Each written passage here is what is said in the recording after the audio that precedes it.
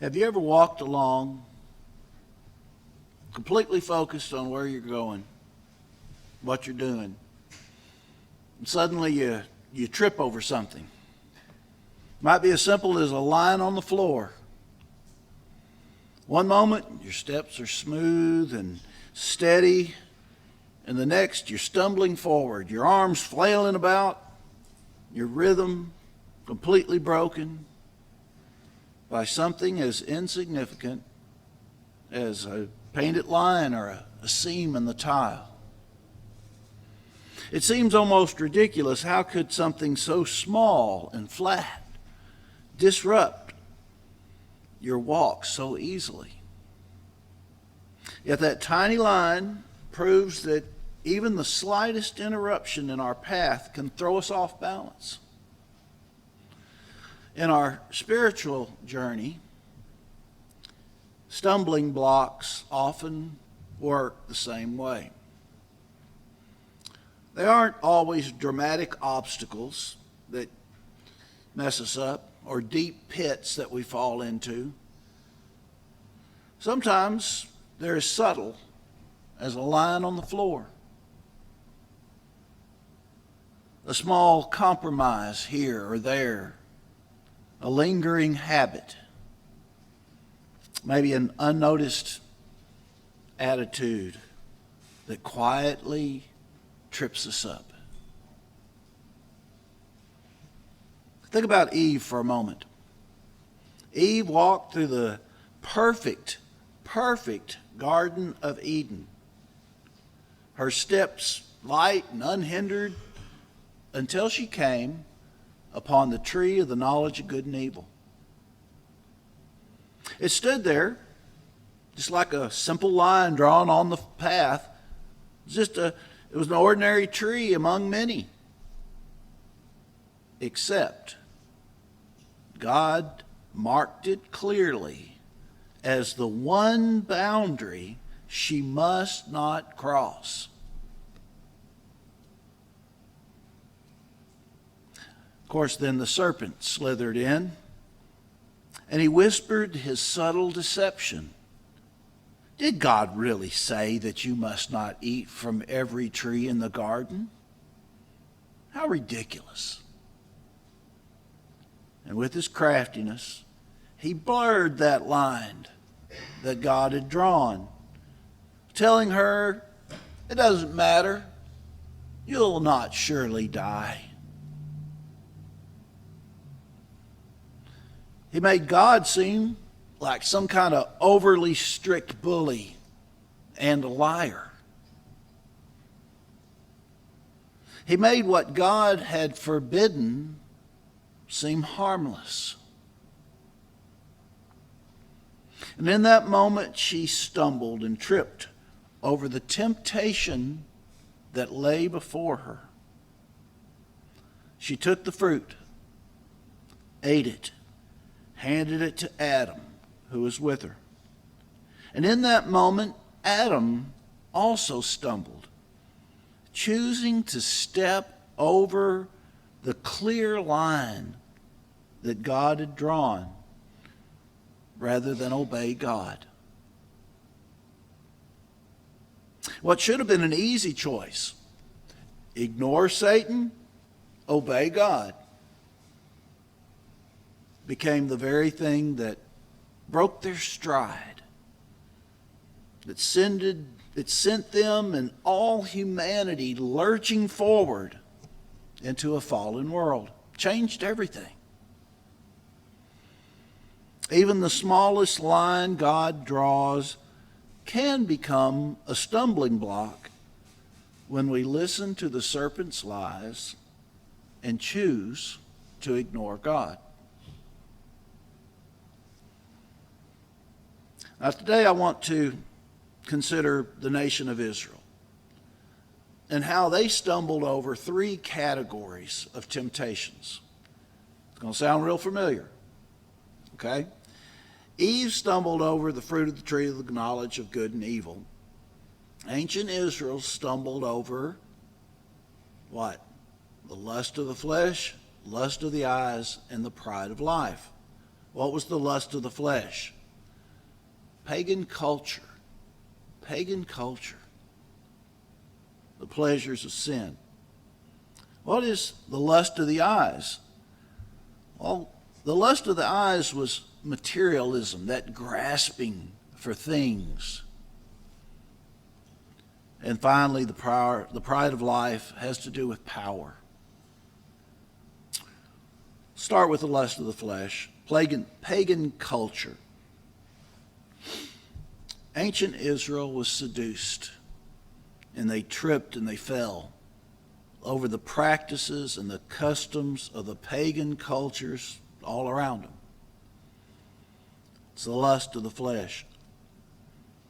Now in Exodus 23:22, and then in Deuteronomy, when God brought them to the promised land, he gave them a clear command. He said to utterly, immediately destroy the Canaanites. Get rid of every single one of them. Pretty clear. Let's go to Exodus 23, and we'll read verses 22 to 24. Exodus 23, verses 22 to 24. Exodus 23, beginning in verse 22. It says, "But if you obey his voice and do all that I speak, then I will be an enemy to your enemies and an adversary to your adversaries. For my angel will go before you and bring you in to the Amorites, the Hittites, the Perizzites, the Canaanites, the Hivites, and the Jebusites, and I will cut them off. You shall not bow down to their gods, nor serve them, nor do according to their works, but you shall utterly overthrow them and completely break down their sacred pillars."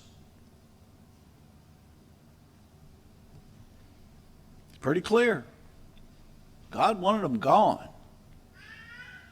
Let's go to Deuteronomy chapter 20.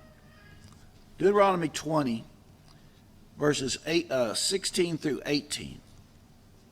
And it's even more plain than that last verse, that last section. Deuteronomy chapter 20, verses 16 through 18. Deuteronomy 20, beginning in verse 16. "But of the cities of these people, which the eternal your God gives you as an inheritance, you shall let nothing that breathes remain alive." That's pretty harsh. "But you shall utterly destroy them: the Hittite, the Amorite, the Canaanite, the Perizzite, the Hivite, and the Jebusite, just as the eternal your God has commanded you,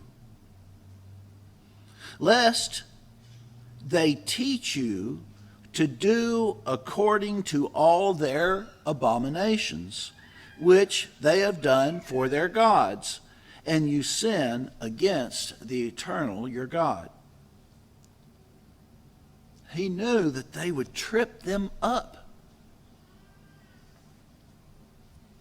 Have you ever wondered why God would give them such a harsh command? He told Israel to kill them all, wipe them out, the entire population of that area. Completely remove their culture from the land. And the only way to remove their culture was to remove them. Why? Why did he do such a thing? Why did he command such a thing? Well, he gives a reason. Let's go to Deuteronomy chapter 9, verses 4 and 5. In these verses, God explains his motives. What's behind the command?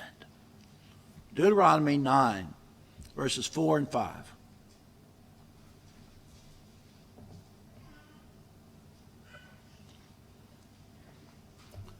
Deuteronomy 9, beginning in verse 4.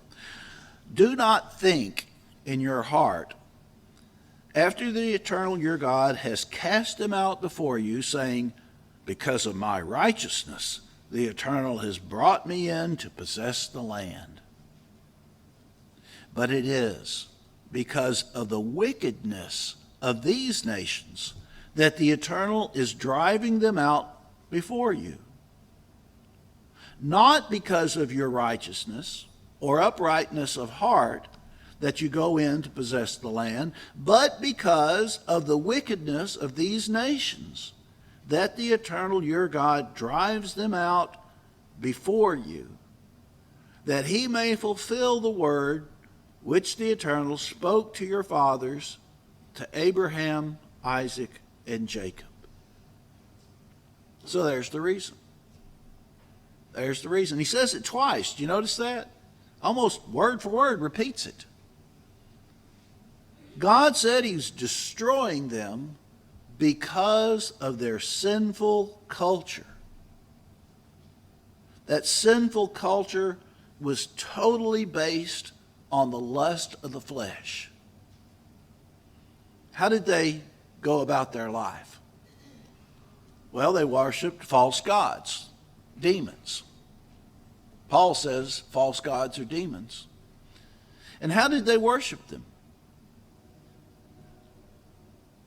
You can look through a lot of sources, it's very clear. They engaged in wild parties full of drinking, immoral sexual practices, and feasting on unclean meats and blood. It's easy to see how Israel could have been enticed into that. Everybody likes a good party. And for some people, the wilder the better. God warned them not to incorporate any of their pagan practices into his worship. And of course, we see that all over the world today. We see it all over in places where they call themselves Christians. Let's go to Deuteronomy chapter 12. I know I've said this many, many times. Deuteronomy 12. This ought to be something you can pull out of your memory in a moment. Deuteronomy 12, 28 through 32. Deuteronomy 12, beginning in verse 28. Observe and obey all these words which I command you, that it may go well with you and your children after you forever, when you do what is good and right in the sight of the eternal your God. When the eternal your God cuts off from before you the nations which you go to dispossess, and you displace them and dwell in their land, take heed. Be careful. Watch out. Don't trip up. Take heed to yourself that you are not ensnared to follow them after they are destroyed from before you, and that you do not inquire after their gods, saying, how did these nations serve their gods? I will do likewise. Wow. Don't ever catch yourself saying that. You shall not, you shall not worship the eternal your God in that way. Does it get any plainer than that? for every abomination to the eternal, which he hates, they have done to their gods. For they burn even their sons and daughters in the fire to their gods. Whatever I command you, be careful to observe it. You shall not add to it, nor take away from it. Be careful. Don't trip up. Don't think it doesn't really matter. Be careful. Now, God's not against pleasure, but he defines what is sinful. He defines what is hurtful. God did not want Israel to be constantly tempted by the pagan culture. The Canaanites were a real and present danger to Israel. If they were not removed, not destroyed completely from the land, their culture would be a stumbling block to the Israelites. You can't have 1 foot in the world and 1 foot in the church. You just can't do it. It's like having your feet in 2 separate canoes going down the river. You're not going to last.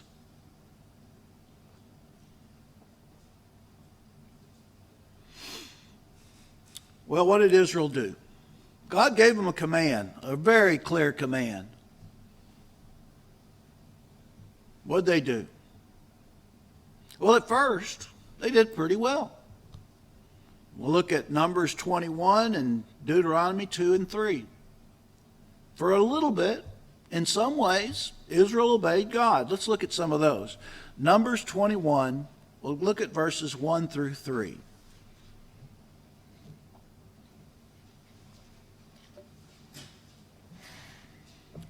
Numbers 21, 1 through 3.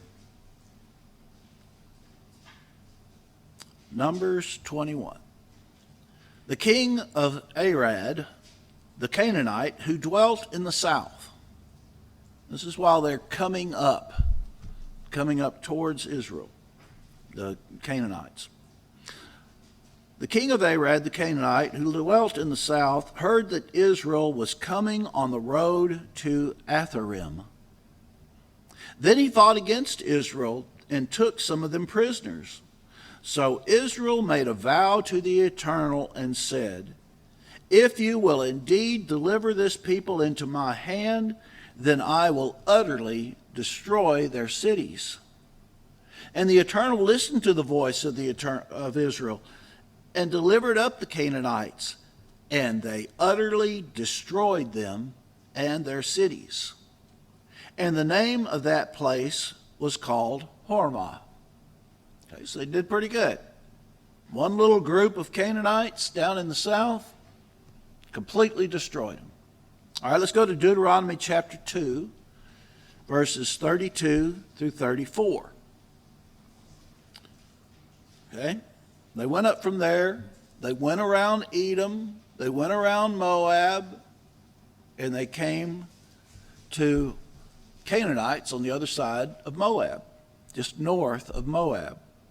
Deuteronomy chapter 2, verses 32 to 34. Deuteronomy 2, beginning in 32. Then Sihon and all his people came out against us to fight at Jahaz. And the Eternal our God delivered him over to us. So we defeated him, his sons, and all his people.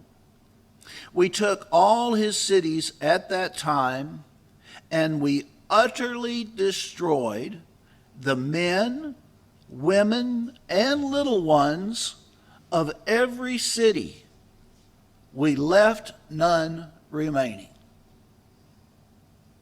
Would you say that they followed the command there? They destroyed them all.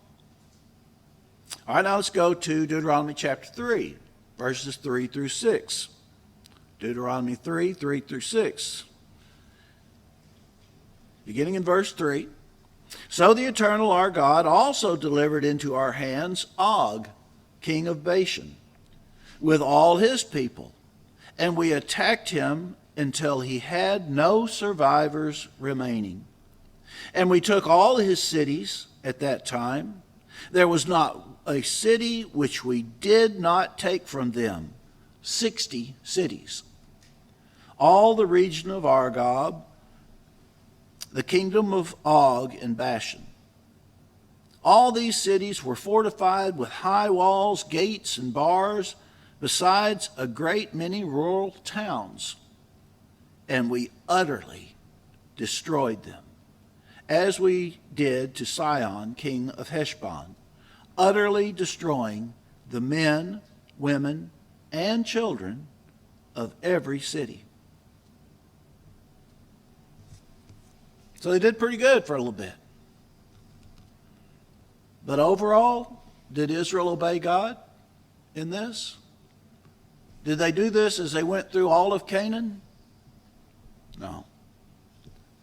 They crossed over the Jordan and they fought, but they didn't utterly destroy the Canaanites. Because of that, false religion and pagan culture continued to be a stumbling block for Israel throughout their history. You read about it over and over and over again. Let's go to Judges chapter 2, verses 10 through 13. We'll see that pagan culture made Israel stumble. Judges chapter 2, verses 10 through 13. This is just after Joshua had gone through and defeated all these cities in Canaan. But, beginning in verse 10, when all that generation had been gathered to their fathers, another generation arose after them, who did not know the Eternal, nor the work which he had done for Israel. Then the children of Israel did evil in the sight of the Eternal and served the Baals, and they forsook the eternal God of their fathers, who had brought them up out of the land of Egypt, and they followed other gods. Where did these gods come from? From among the gods of the people who were all around them. And they bowed down to them, and they provoked the Eternal to anger. They forsook the Eternal and served Baal and the Ashtoreths.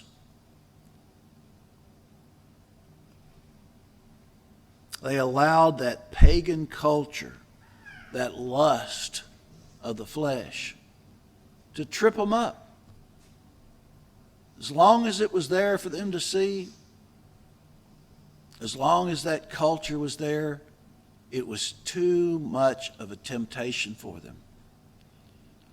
That's why we are to be separate. Come out from among them and be separate. All right, now let's look at lust of the eyes. Lust of the eyes. This is materialism. You think, well, what's wrong with that? What's wrong with gaining things?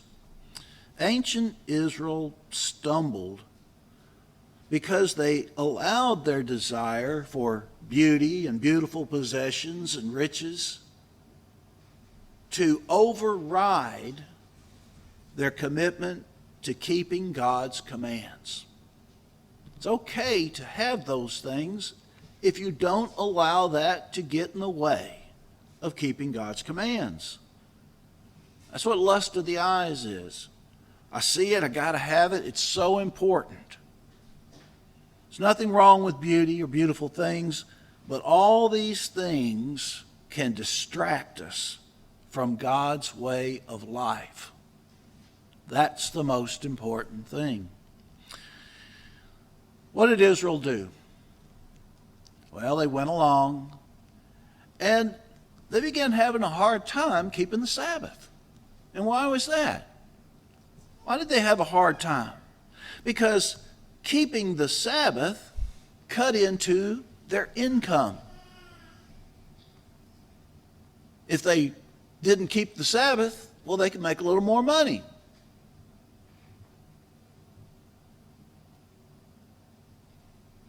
Another reason they fell into paganism is that they looked around and they thought, well, it makes good business sense not to antagonize the people around you.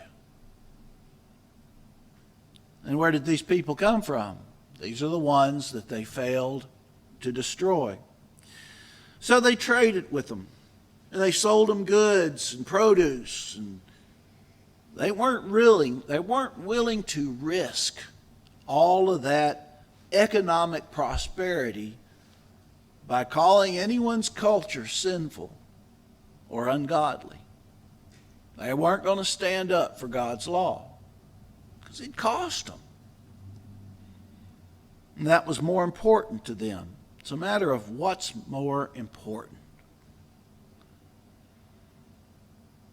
Even after the absolute disaster of being exiled by Babylon, temple destroyed, marched out, made slaves, and then in mercy, God returned them to Judah under Persia. Even after all of that, they still struggled with this materialism, this lust of the eyes. Let's go to Nehemiah chapter 13, verses 15 to 22. This is after the exile. And it was after, what we're going to read is after the nobles had already taken an oath back in chapter 10 not to work on the Sabbath by buying or selling. But what happened? They soon broke their vow. Well, Nehemiah took action. Let's read it. Nehemiah chapter 13. We'll read 15 through 22.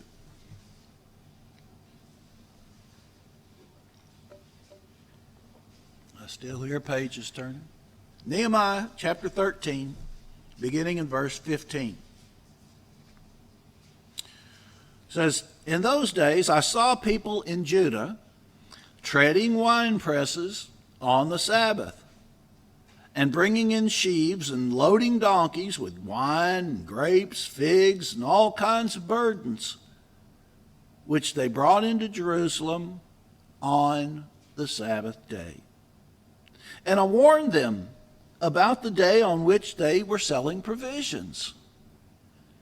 Men of Tyre dwelt there also, who brought in fish and all kinds of goods and sold them on the Sabbath to the children of Judah and in Jerusalem.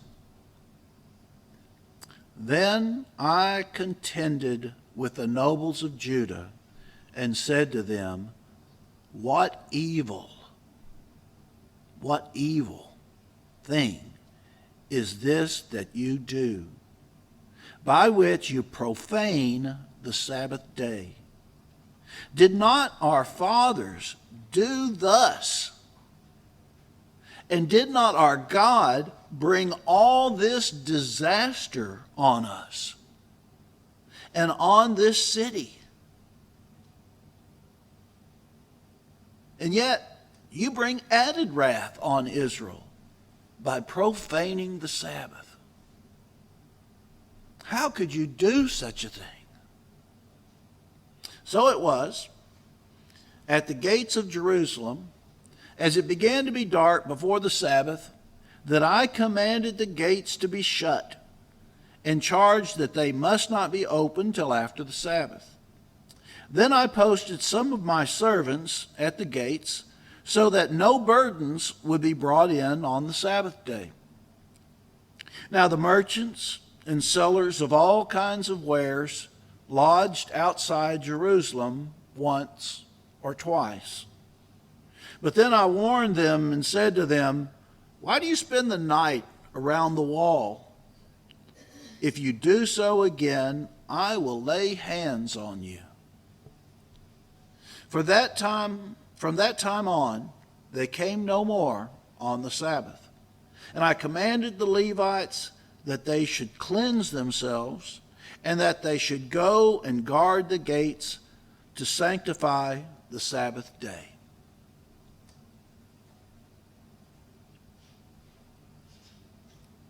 Keeping the Sabbath, the holy days, the food laws, all may limit our financial or social opportunities. We may never really be part of the world's good old boys club. How many business deals originate in that club? We all know it happens. Think about the money changers at the temple. The money changers got rich while they defiled the temple. Christ moved them out temporarily. I'm sure they moved right back in. Throughout history, men have attacked God's people. Very first thing is with the loss of financial opportunities. And then it moves on to violence, persecution, and even death. But it begins with financial opportunities. If we can't stand up to that temptation, to that pressure, then how can we stand when things really get tough? Are we willing to risk suffering financial loss to walk God's narrow road and keep his commands? Are we willing to do that? We have to make our mind up. Will we ignore God's laws and stumble by spending our time and making money to get things and trying to keep up with the neighbors?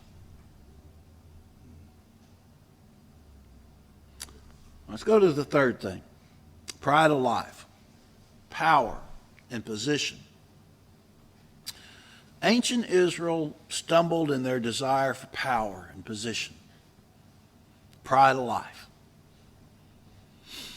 God had commanded that the rich in Israel were to never oppress the poor. Never oppress the poor. And in Deuteronomy 17, 16 through 17, he even set limits on the power of the kings. Now, he knew Israel would have kings eventually, and he put a limit on their power. Let's read that. Deuteronomy 17, 16 through 17. Deuteronomy 17, verses 16 and 17.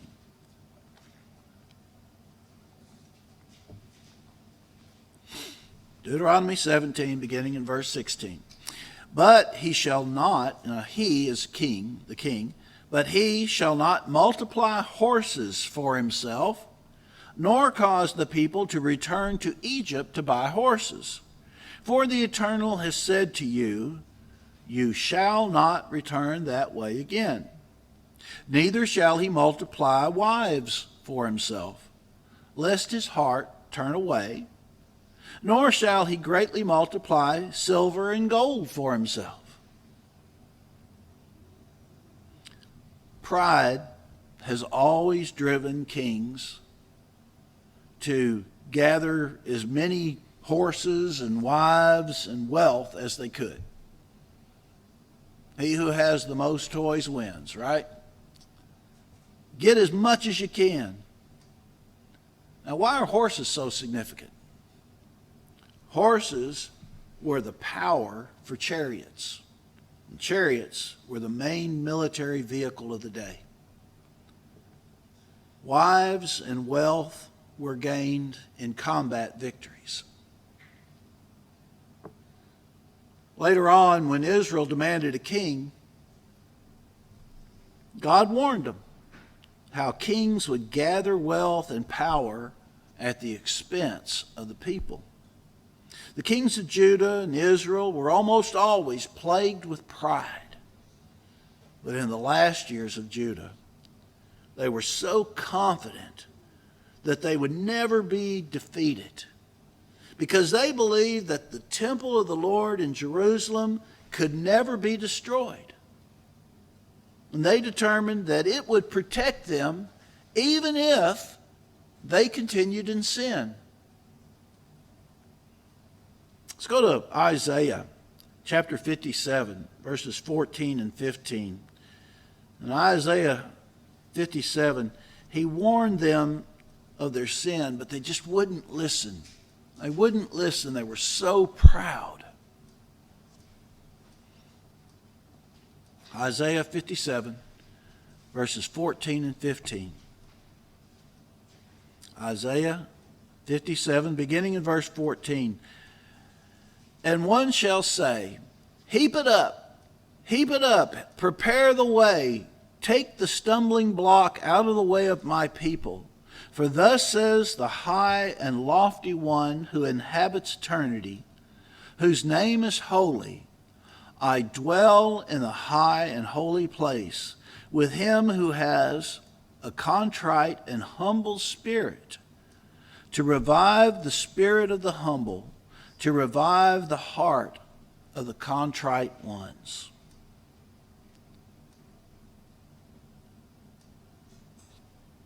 God cares about those humble, contrite ones. What about Jeremiah? By the time of Jeremiah, things had just gotten worse. The kings, the nobles got so proud, they just ignored God's laws. They served pagan gods, they oppressed the poor, they refused to listen. God told them that they should submit to Babylon. Now, Babylon controlled the entire area, all around them. Now, Judah, if they had listened to God, they could have continued to lead a relatively easy life. They could have lived in their own nation, with God's laws, God's temple right there in their midst. God commanded them, said, submit to the Babylonians. But what happened? Did they listen to God? No. Too much pride. Too much pride to listen to God. King Zedekiah chose to ignore God and rebelled against Babylon, continuing to trust in the temple. Let's go to Jeremiah chapter 6, verses 16 through 21. And here God pleads with them. God pleads with them. But in their pride, they just would not listen. Jeremiah chapter 6. We'll read verses 16 through 21. Jeremiah chapter 6, beginning in verse 16. Thus says the Eternal, stand in the ways and see. Ask for the old paths where the good way is, and walk in it. Then you will find rest for your souls.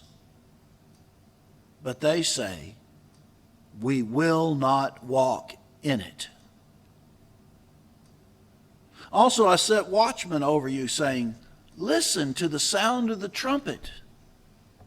But they said, we will not listen. You hear the pride in that? The obstinance. Therefore, hear, you nations, and know, O congregation, what is among them. Hear, O earth, behold, I will certainly bring calamity on this people, the fruit of their thoughts, because they had not heeded my words nor my law, but rejected it. For what purpose to me comes frankincense from Sheba and sweet cane from a far country? Your burnt offerings are not acceptable, nor your sacrifices sweet to me.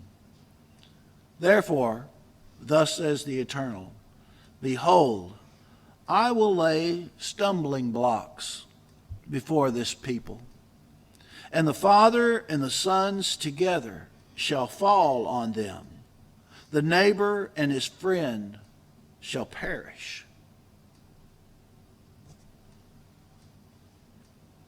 Now let's jump down to verse 3 of chapter 7. Jeremiah 7. We'll read verses 3 through 8. It continues. Jeremiah chapter 7, verses 3 through 8.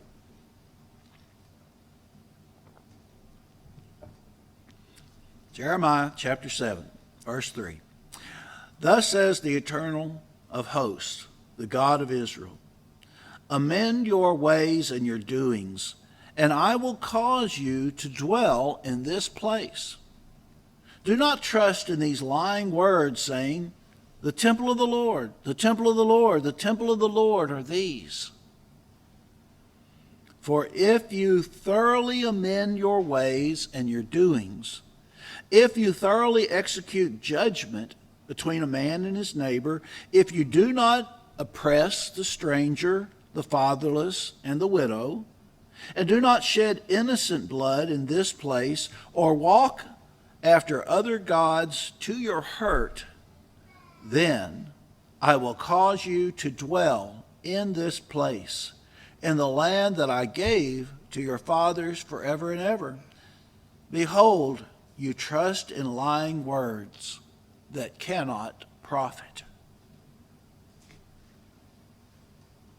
So God and Jeremiah pleaded with them, but their pride was more important.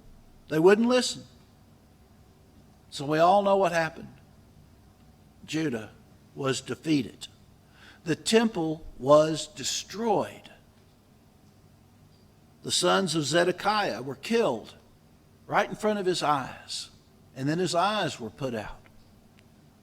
The Jews lived as subjects of one great empire after another for almost 2,500 years, all the way until 1948. 2,500 years, because they just had too much pride. Sad, isn't it?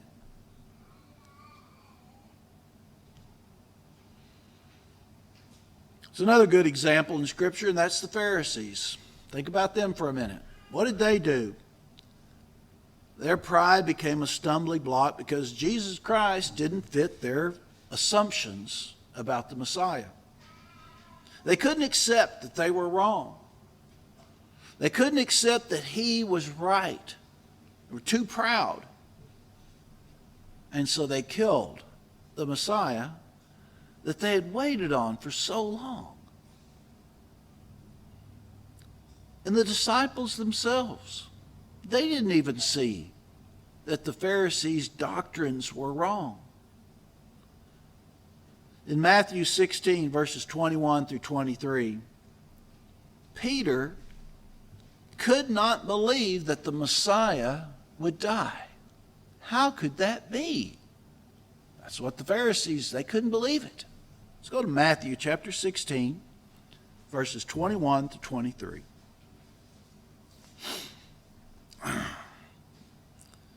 Matthew chapter 16, verses 21 to 23.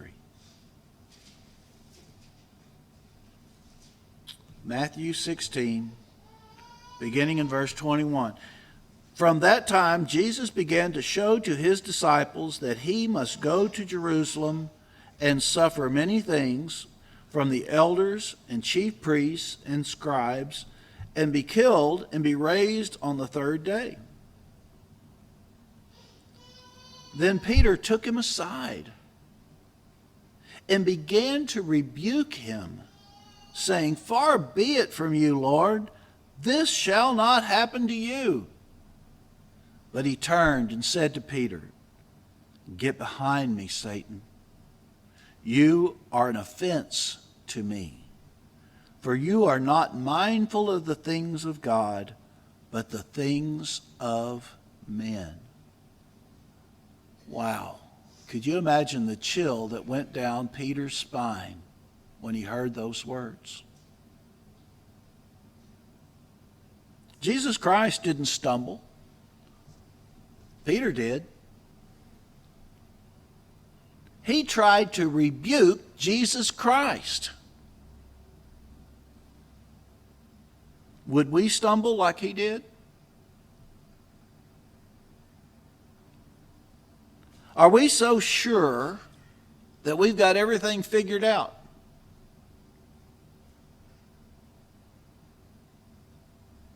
Are we so sure we've got everything figured out? Like the Pharisees or like Peter? What we need is humility. In John 13, verses 6 through 9, Jesus was trying to teach this lesson by washing the disciples' feet.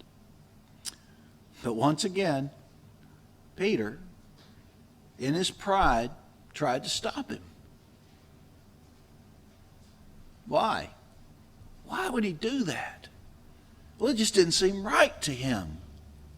Do you notice that? It didn't seem right to him. Let's go to John chapter 13. We'll read verses 6 through 9.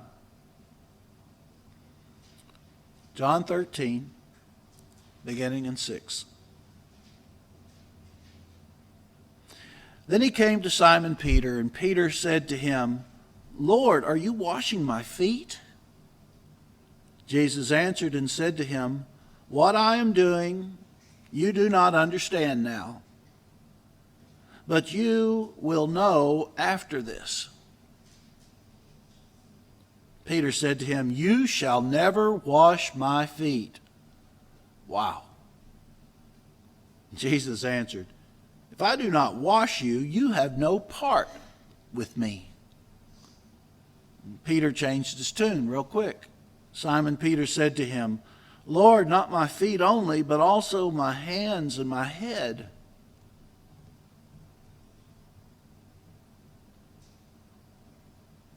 We don't understand everything. Jesus told Peter, you don't understand now. Just do what I say. Do what I say. You'll learn later. We can't try to decide what is right and what's wrong. We must allow Jesus Christ to direct our lives, even when his commands don't seem right, or maybe they make us feel uncomfortable. We must let go of our pride and allow him to lead us. It's just that simple. Most of the priests, most of the Pharisees rejected him. They would not change. Years later, they still attacked his followers. In their pride, they asked, How? How could the Messiah die? How is that possible? In 1 Corinthians chapter 1, verses 22 through 24, we see that his crucifixion became a stumbling block to them. They just couldn't get by it. They kept tripping them up. 1 Corinthians chapter 1, verses 22 to 24. 1 Corinthians chapter 1, beginning in verse 22. It's Paul. He says, For the Jews request a sign, and the Greeks seek after wisdom. But we preach Christ crucified, to the Jews a stumbling block, and to the Greeks foolishness. But to those who are called, both Jews and Greeks, Christ, the power of God and the wisdom of God.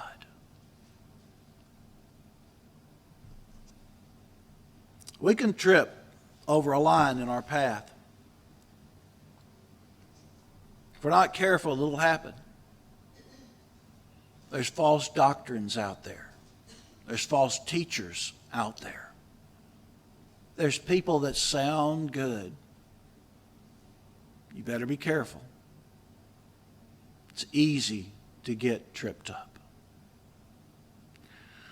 But you know, we can also become that line that trips others up. We can become stumbling blocks. We should never place obstacles before those who are spiritually blind or weak, through our words, through our attitudes, through criticisms or actions that needlessly offend or cause sin. Sometimes it's important to say something, but sometimes it's better just to be quiet.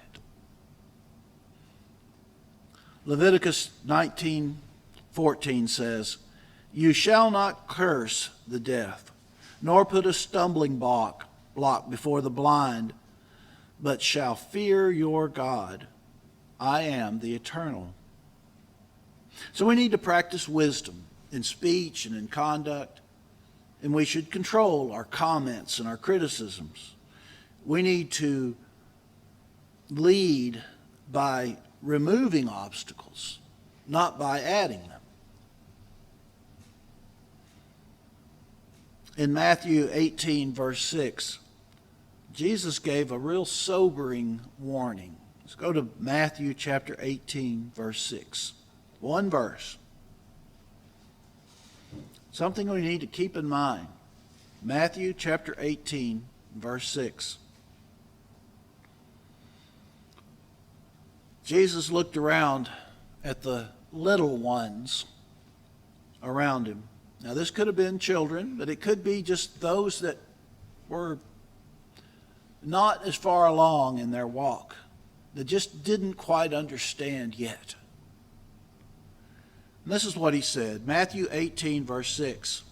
He says, "But whoever causes one of these little ones who believe in me to stumble, it would be better for him if a millstone were hung around his neck and he were drowned in the depths of the sea."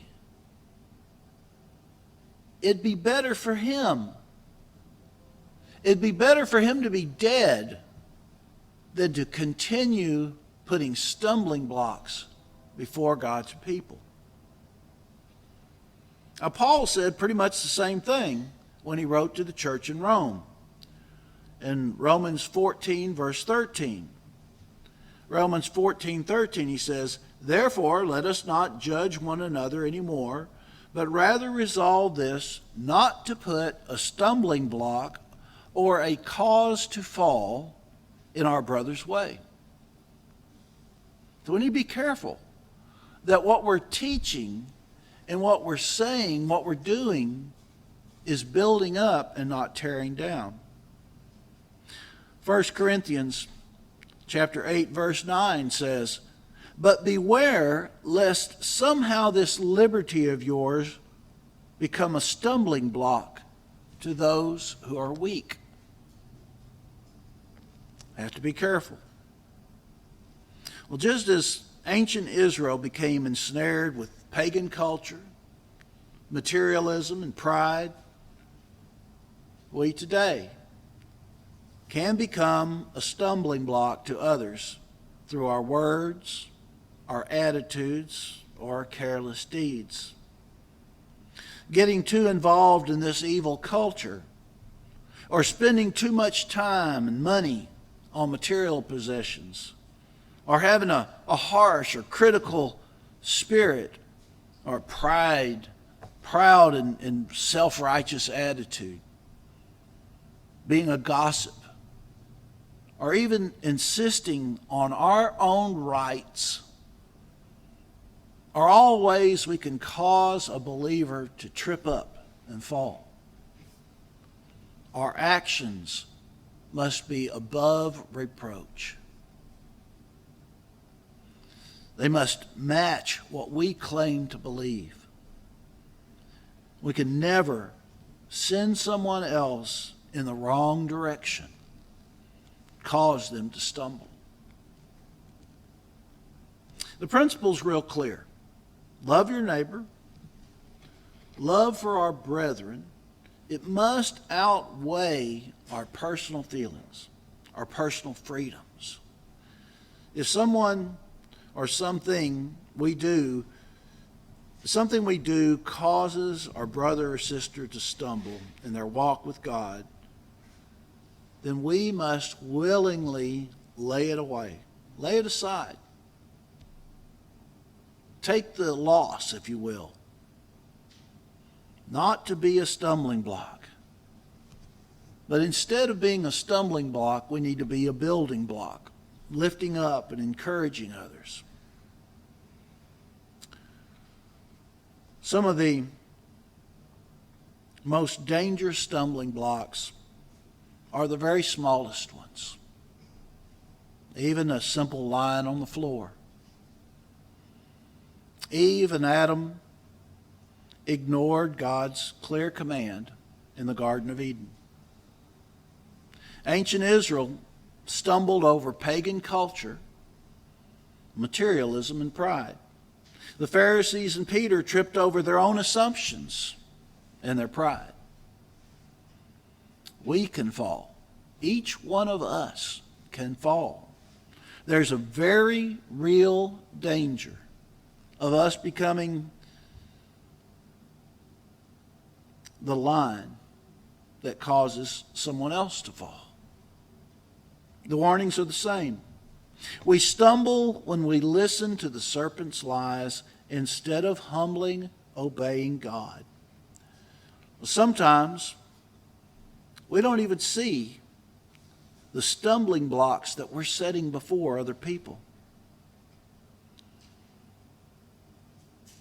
All along the way, we have to remember to examine our own motivations, to remove every subtle little compromise and every trace of pride that lies across our path, deliberately choosing not to place a stumbling block in the way of anyone. And then finally, we should all be so thankful that Jesus Christ never stumbled. Never stumbled. He never became a stumbling block for anyone. He walked perfectly over every line the enemy placed before him. And he laid down his own rights out of love for each one of us.